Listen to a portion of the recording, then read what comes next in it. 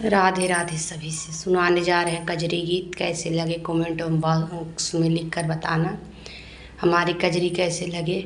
आप सब हमें ज़्यादा से ज़्यादा सपोर्ट करना, शेयर करना, लाइक ज़रूर करना। सभी से राधे राधे।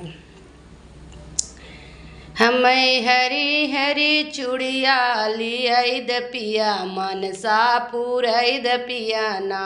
हमें हरी हरी चूड़िया लियाद पिया, मनसा पूरैद पिया ना।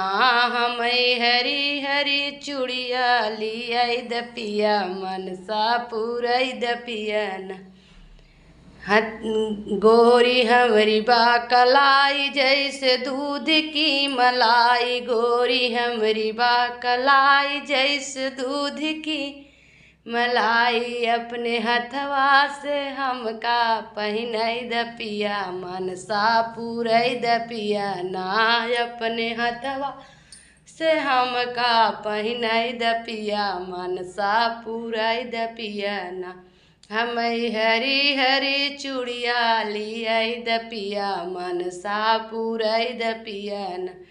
हरी चूड़ी हरी साड़ी अखिया बाट कजरारी, हरी चूड़ी हरी साड़ी अखिया बाट कजरारी। हम कजई के बजरिया से बिंदी लियाई द पिया, मनसा पूरई द पिया ना। हमें जई के बजरिया से बिंदी लियाई द पिया, मनसा पूरई द पिया ना। हमें हरी हरी चूड़िया लियाई द पिया, मनसा पूरई द पिया ना।